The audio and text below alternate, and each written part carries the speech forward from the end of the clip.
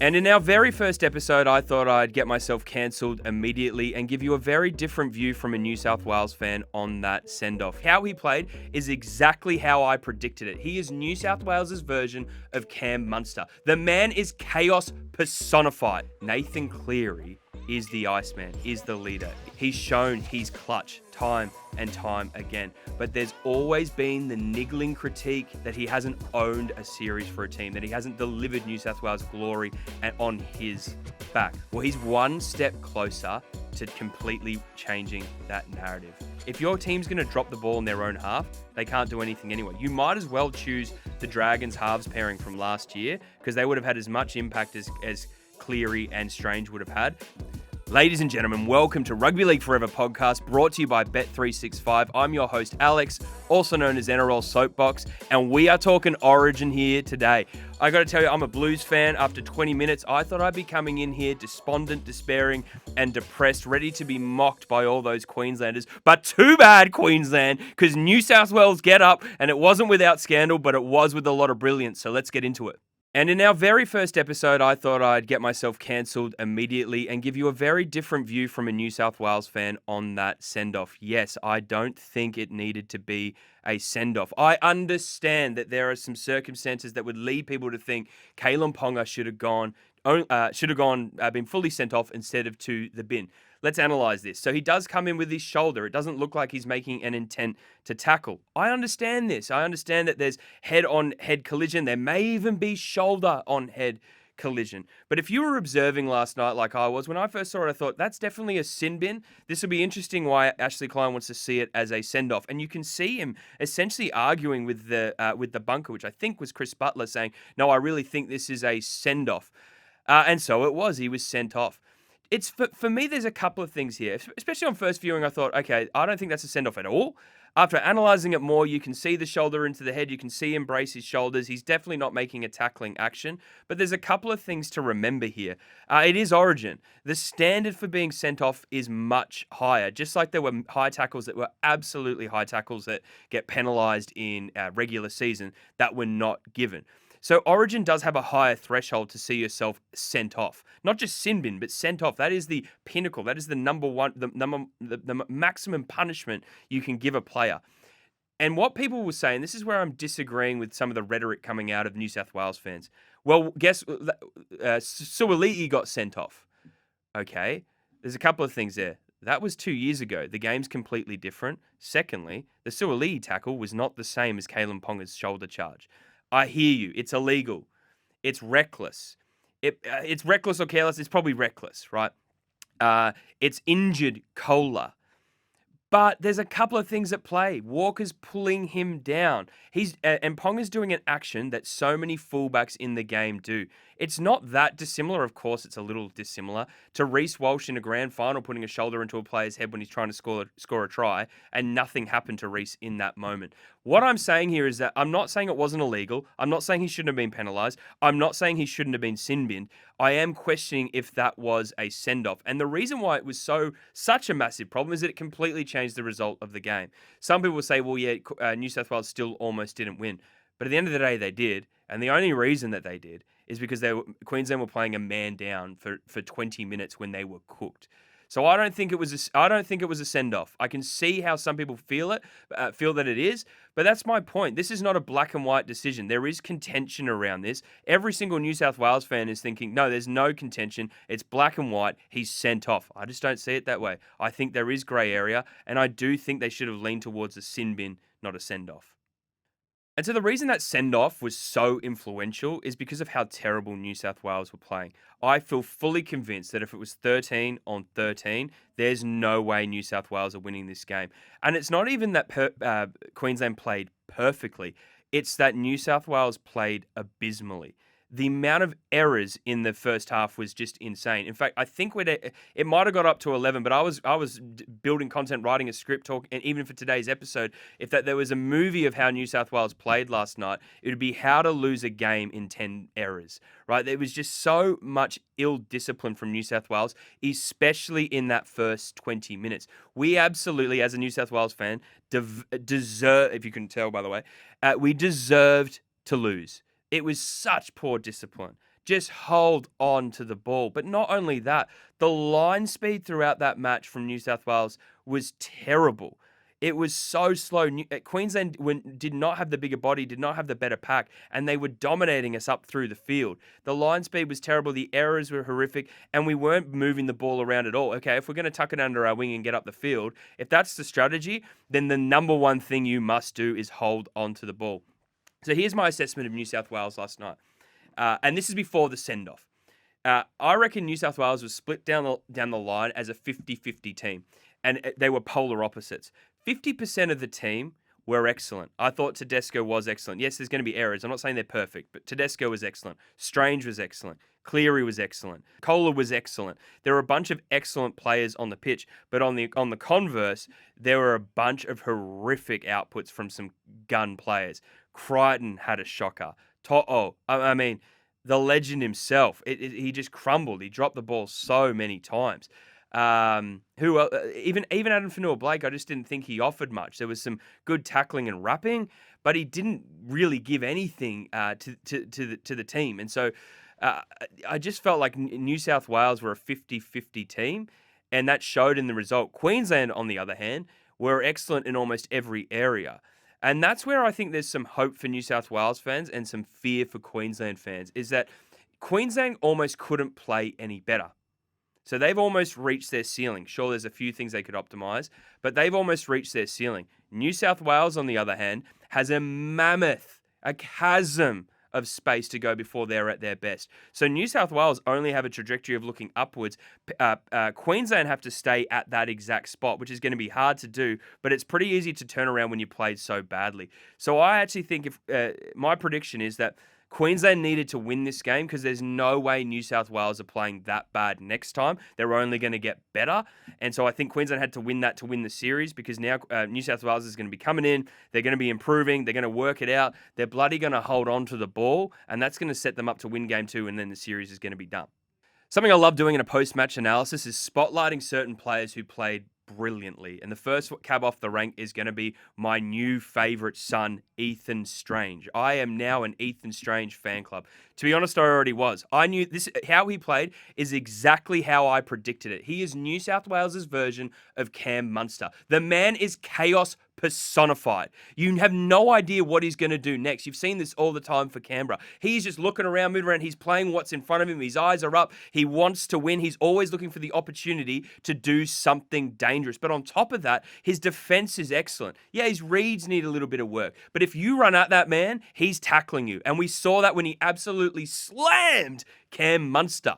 He absolutely buried him into the dirt in a try-scoring opportunity where Queensland were looking threatening. What kind of rookie does that? What kind of rookie half who's come in with 48 hours notice steps up to a moment like that? It's Ethan Strange. I know Queenslanders talk about how New South Wales don't get Origin, that there's Queensland spirit. But Ethan Strange has just proven that it is not exclusive to Queensland. That man gets Origin like no man does. He was unbelievable last night. He was there. He was here, there, and everywhere. He always looked attacking with the ball. My critique of the actual strategy of New South Wales is that they barely went left in the first half and wanted to spread it. So Strange wasn't getting the kind of ball and space that he needed because New South Wales kept bloody dropping it.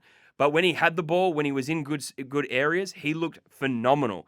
And we can see really why Ethan Strange is going to be a generational star for New South Wales, and it's that try that he scored. So Crichton makes a break.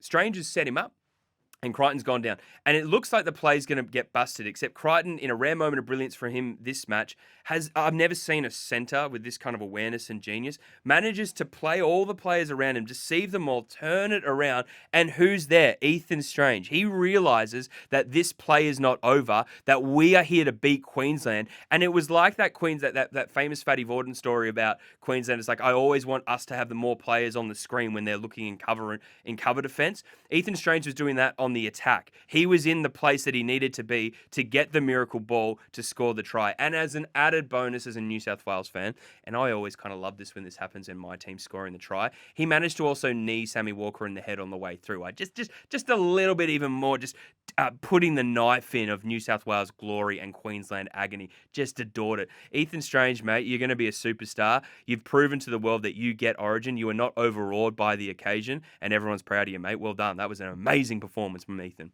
Next player we're going to spotlight is the one and only the Iceman, Nathan Cleary. Let's think about what he's had to cop. He's obviously a great of the game. He may go down as the best ever in the game. He's won 4 premierships. He's shown he's clutch time and time again. But there's always been the niggling critique, the whispering torment that he is not a Origin owner, that he hasn't owned a series for a team, that he hasn't delivered New South Wales glory on his back. Not to mention that he's had man of the matches before, but the reputation or the legacy is that he could have been like Joey, but he didn't own Origin. Well, he's one step closer to completely changing that narrative. Nathan Cleary is the Iceman, is the leader, is the owner, is a great. How he steered the team around in those last 20 minutes was phenomenal. He did carry the team. When he hit that 40-20, and by the way, that was a kick under pressure. He was back on his 35 meter line. It's wet. He's got a very narrow angle, and it's got to bounce and skid there. He's got to manipulate the conditions to get this result, and he does it perfectly. And this is when I knew, okay, I think New South Wales are going to win, because there was a shot of him running down the screen. And I was like, down the field. And it was like when you're watching movies and the hero of the story who's gone through suffering and has gone through agony and has been brought down, finally realizes he's got it and he's got his confidence back. Cleary looked like, I've got my confidence. I know how to win from here. I don't see any other outcome other than we are going to win. He just looked like, I'm going to own this. He looked like he did in that 23 grand final against the Broncos. He was on. And then we see him score a try. We see him set. And so here's where where Cleary's brilliance gets understated because of Tedesco's brilliance in that last try. Some people are saying it's a hit and hope, that last kick. Now, there is hope and there is a hit, but it takes a tremendous amount of skill, composure, and ability to put up a hit and hope bomb and have it land perfectly on the try line for your superstar fullback to grab it out of the air and win the match. Nathan Cleary is, if we win this series, that's it. The conversation is over. He is a great. He is on Joey's level. The stats already show that he's on Joey's level. And let's not forget, he's not even 30. He's still got so much more success to accomplish. But if New South Wales win this series, the discussion is over. The debate is done. Nathan Cleary is the GOAT. On to our next player we want to bring attention to, and it's James Tedesco. Last night, he secured legend status. Let's think about James Tedesco for a second and the journey he's gone on, the redemptive journey in Origin that he's undertaken. So he's always been a stalwart of our team. He's always been one of the first picked, a faithful contributor, some amazing try-saving tackles, some match-winning tries. And then 2023, I think, happens. And he's a bit out of form. And you remember the moment where it felt like James Tedesco's Origin career was over. It's when he lost a contest to Lindsay Collins in the air. That's like getting a prop beating a fullback in the air for a kick is the same as getting your pants pulled down in front of 100,000 people. It was embarrassing, and many people thought James Tedesco's over. But he actually reveals to us a champion's mindset. So Tedesco was down in the dumps. He was dropped. He wasn't picked for the 24 series. What does he proceed to do? Absolutely blitzes it in club footy. And this is what I mean. This is why he's a champion. He didn't, he didn't have a pity party. He didn't just start kicking stones. He didn't start feeling sad for himself, get a chip on his shoulder. Woe is me. He didn't exhibit an entitlement mentality. He exhibited a champion one. He went and overperformed. He demanded. He knocked down the door to be reselected for New South Wales. And then even more than that, think about all the demons that he's had to bury to get here. And then even in the game, after having an absolutely astonishing game under the high ball, Queensland peppered him. He took them all. He wasn't intimidated. He was unbelievable at the back. But then he botches the match-winning moment. He throws an absolute horror of a pass to Olukwatu. And it ends up in oh my God. You would have been watching it going, oh my God, James Tedesco's just thrown this away. But he's a champion. So in the last few seconds of Origin 1 in 2026, the hit and hope perfect bomb from Nathan Cleary goes up. This is it. There's nothing left after this play. They've only got one chance. The last time James Tedesco had a agonizing, tense moment like this in the air, he lost to his teammate who is a prop.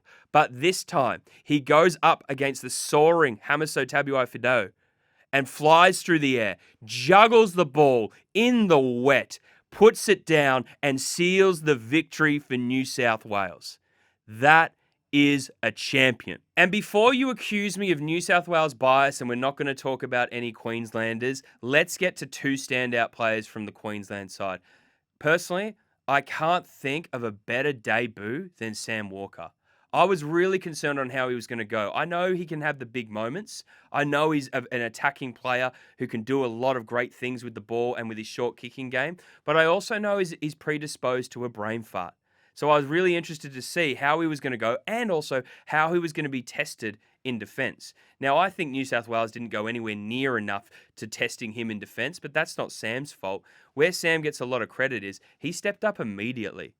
Like he showed that Queensland were on and they were going to win this game. When he put that grubber through, the composure to do it, the balls to do it early in a tackle in the set, and to perfectly execute it for Toya, that's a man who's not being overawed by the moment. A lot of talk's gone about how Ethan Strange stood up to the occasion, but I actually think in terms of his contribution to the game, Sam Walker was much more influential on Queensland's result than any other player. He was everywhere. His kicking was perfect. That bomb he put up across to Kohler to force a line dropout. Like, what kind of debutant pulls these kind of plays off, especially when he's not even the first choice? Dearden's the first choice. He's come in and there's a lot of pressure and anticipation on how he's going to perform. Is he going to get overwhelmed? No, he stood up. It was like he honestly looked like he was happy to be there. He didn't look like he had any nerves or angst at all. He did Queenslanders very proud. And I believe if Queensland won, the player we'd be talking about and be giving man of the match to would be Sam Walker. That man is made for Origin. I don't know what Queensland are going to do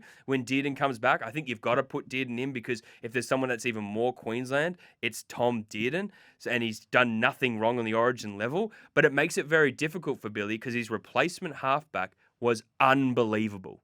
And speaking of players who exceeded expectations, Selwyn Cobbo had a game. I think someone in commentary, it might have been Cam Smith, a question asked, has a winger ever won man of the match? Selwyn was everywhere. He was disciplined. We know that the vulnerabilities of his game can be sometimes that he can spill a ball, he can drop a catch, he can give away a dumb penalty, but something's happened to this man. He's gone to the Dolphins and he has become rigid, disciplined, focused, and without losing any of his power or attacking and creative flair. What's noticeable about Selwyn last night, though, is he was doing all the hard work. When Queenslanders talk about what they look like in footy, this disciplined, gritty Queensland spirit, Selwyn Cobbo had that in spades. That man was on fire. New South Wales didn't really have an answer to him. They tried to win that collision, but he was just running so hard and powerful. He wanted the ball. There's a great quote. I can't remember who says it, but they talk about how winners want the ball. Selwyn looked like someone who wanted to win, so he was everywhere for it. He wasn't backing away. He wasn't giving it to someone else. He wasn't having a breather. He was running hard, straight, direct, making his tackles. The man had a blinder, and I reckon a lot of Queensland fans will be feeling even saltier that there's not going to be enough conversation about Selwyn Cobbo's performance because they lost.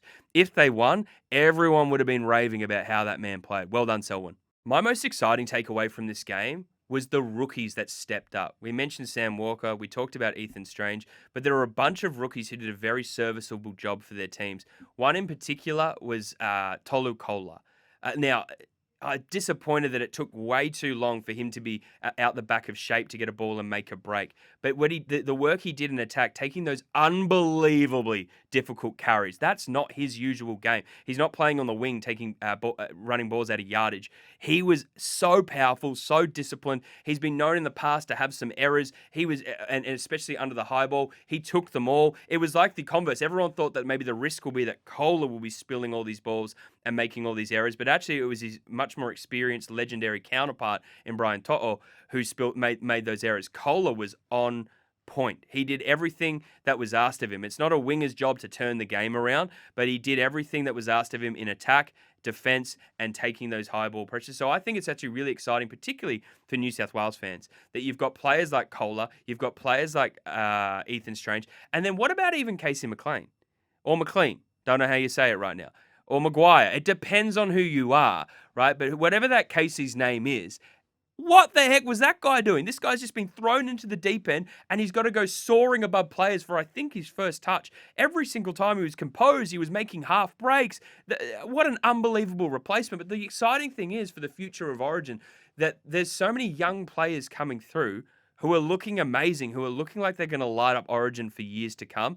And I would think New South Wales fans would be particularly encouraged because of Ethan Strange. But in any case, it's just so exciting to see that young players are getting a crack, having a run, but not more than that. It's not a pity selection. They're rising to the occasion. They're not overawed for it, and they're producing absolutely phenomenal quality footy. All right, let's take it down a notch, get rid of the redhead, New South Wales biased energy, and do a bit more of analysis of what's coming up.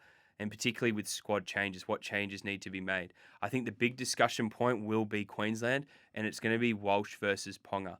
I think it's really tough what's happened to Ponga. Whether you think he deserved the sin bin or not, it was a bad tackle, and he missed the moment. Origin's about the big moments, and he failed that one. But before that, he was looking pretty bloody good. He was causing a lot of problems in attack. He's got that weird karate kick catch that he does that's somehow legal, and he was taking all of those balls. He was very composed. He was energetic. He was everywhere. He played a really good game, but he is the reason that they lost. Whereas Reece Walsh, on the other hand, is the selection that most people thought should have been picked and wasn't, and offers even more pace against New South Wales that was looking pretty slow, especially in the middle that led to space for Queensland to get down the field. Imagine Reece Walsh on the back of some of those balls, particularly from Sammy Walker. They could be really electric and intimidating and a genuinely worrying threat.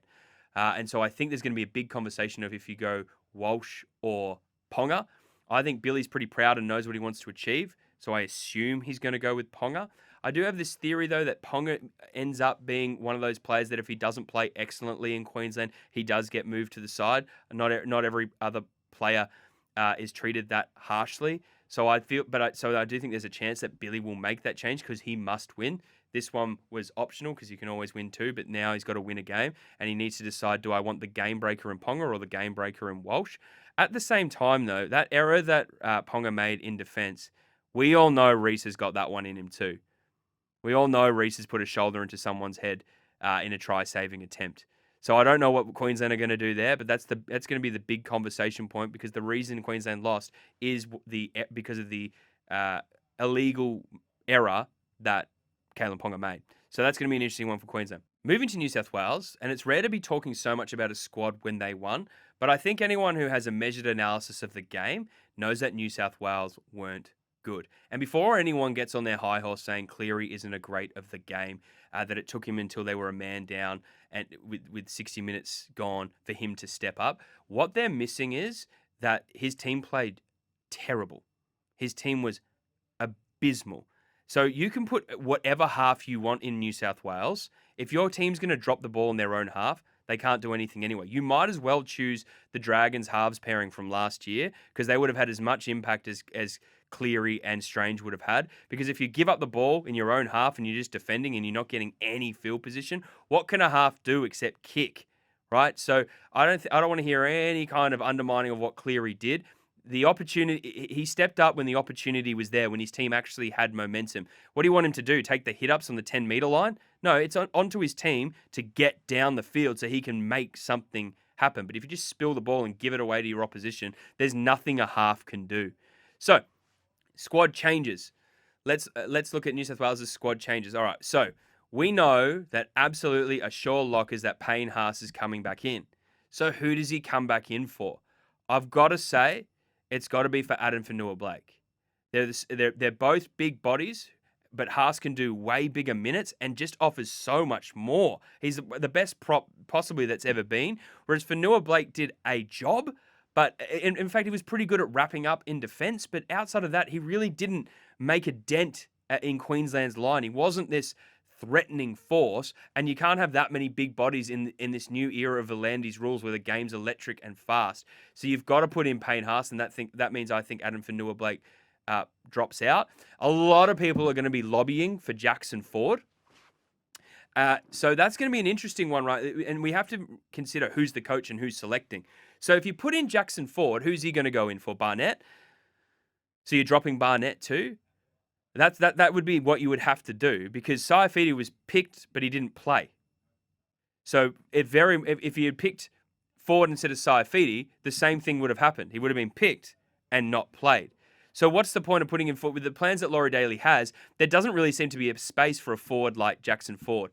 They've also won, so you're going to make a change of absolutely bringing the best prop in the game in. But like Laurie said, he's pretty happy with his squad, so I just don't see Jackson Ford getting into the squad, especially when the question was, the answer was we chose Radley because he can do more on an edge, even though the Ford has played edge for more of his career than in the middle.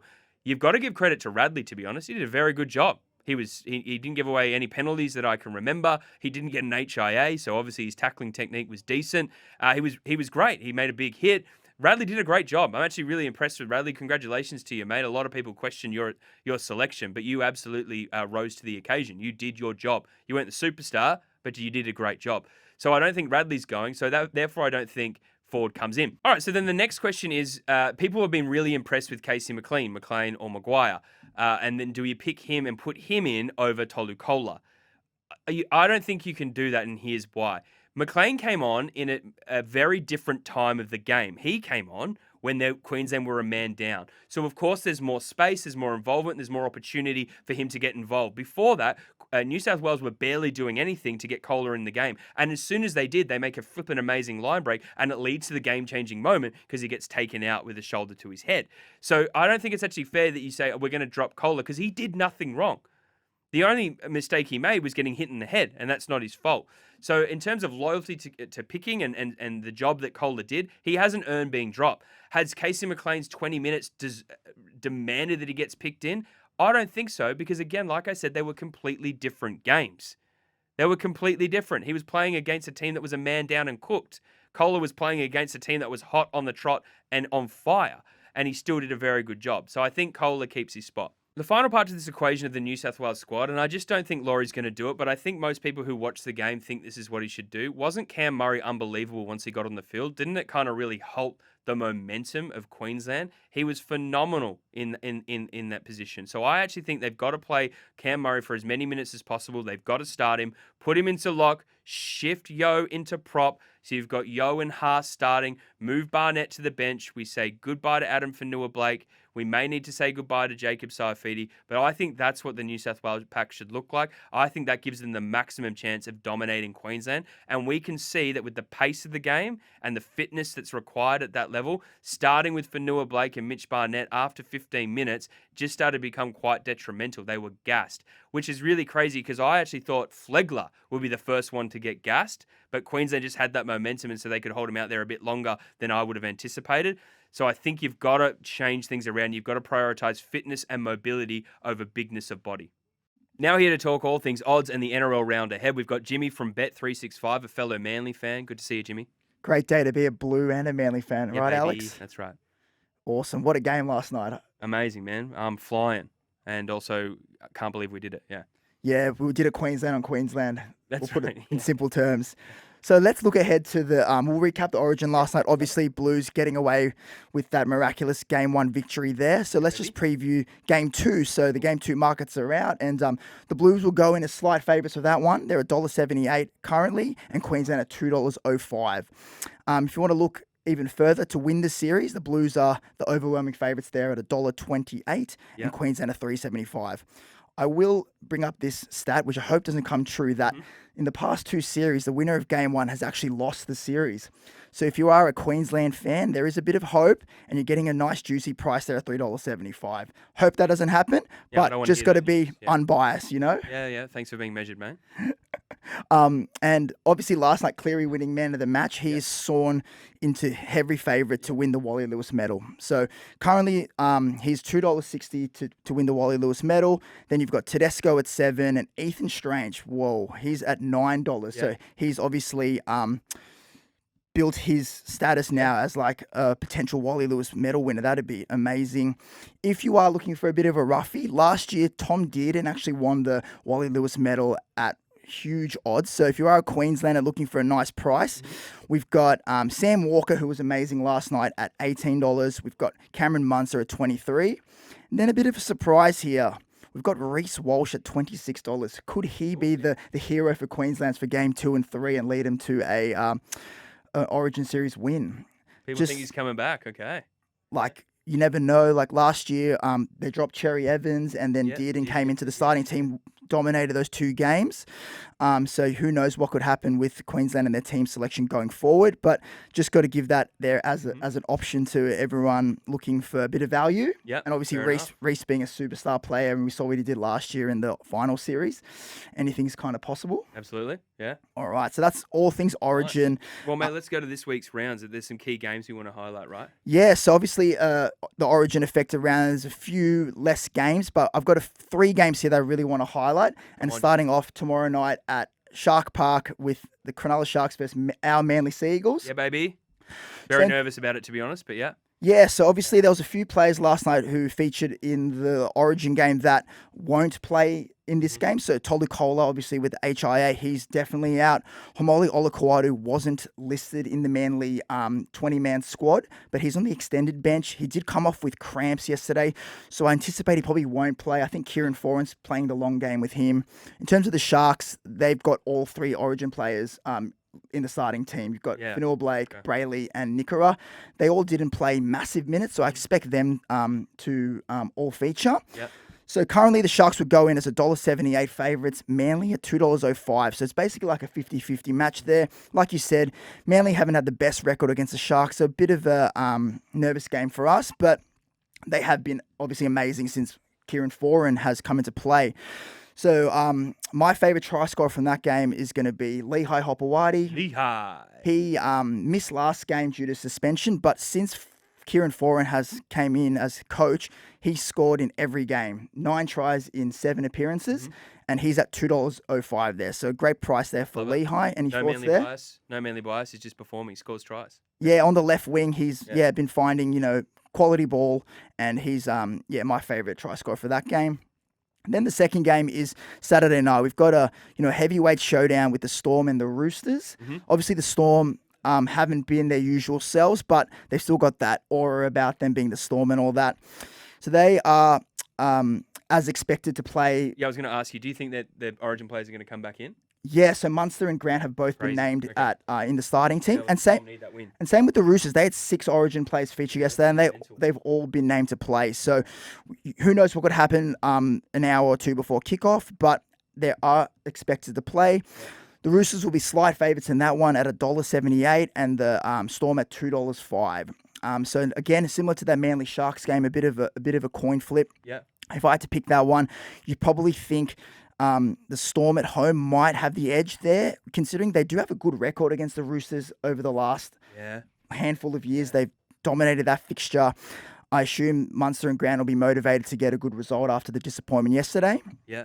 But they need to win to save their season. Yes, so they are. I think that's another factor of why they've listed them. They have to play. Yeah. But I've gone for Hugo Savala as my favourite try scorer from that game. Yeah. He's at $2.65. He scored in 3 straight games playing in the left centres. And the Storm do have a bit of a weakness down that edge. I think Nick Meaney's the right centre. Yep. They have been targeted there a bit. And Hugo Savala has been a bit of a sensation in the centres. Yeah, he's been brilliant. Yeah. Do you think there's any chance he goes to half with Walker, or you think Walker will play? I think Walker's being that young player, still needs to prove himself to be able to back up from Origin. He's early in his career. I believe he'll back up unless there was an injury, which I'm unaware of. Savala's looking great at centre, so yeah, it makes sense. And then the final game of the round, top of the table clash up at Penrith. We've got the Panthers versus the Wars. Game of the round, I reckon. Game of the round. So with this one, the Panthers are currently $1.68 favourites, and the Warriors are at $2.20. But the Panthers are resting all their Origin stars according to the team list. Yowie, Cleary, Bizza, and Casey McLean are all been not named. Mm-hmm. And for the Warriors, Kirk Capel and Barnett won't feature either. But I feel like the Warriors are a sneaky bet here, $2.20. Mate, I think the Warriors are going to absolutely do it. I think with Penrith having players out, I think this is the Warriors' game to win. And I feel like the Warriors, this is like a statement game for them. If they win, they can equal Penrith top of the table, so that'd be an amazing story. My favourite try score for that game is Dallin Watene-Zelezniak at $1.83. He scored 12 tries in his past 7 games. Yeah. So he's a good chance on that right wing. I assume whoever's guarding, I think would be To'o's not going to play. I think Tom Jenkins might be guarding him, and I feel like Dallin, the way he's been going, 12 tries past 7 games, $1.83 is a pretty good price for that, in my opinion. Yeah, nice, very nice. And if we multi all those 3 try scorers up, Lehigh Hopewadi, Hugo Savala, and Dallin, we get a juicy price of $9.95. Come on, for Jimmy, those 3 love try it. scorers. Love it. So that's all things odds there at Bet365. Yeah, I definitely think there's a real shout the Warriors get up this weekend. It's gonna make headlines, but they've got an almost full squad. Panthers are depleted, looking good. Yeah, I agree with Alex. Righto, thanks for that, Jimmy, and thank you for watching us. Wherever you are, we're going to be here weekly for the rest of the season, so make sure you stay tuned. Chances are you're about to lose. For free and confidential support, call the number on the screen or visit the website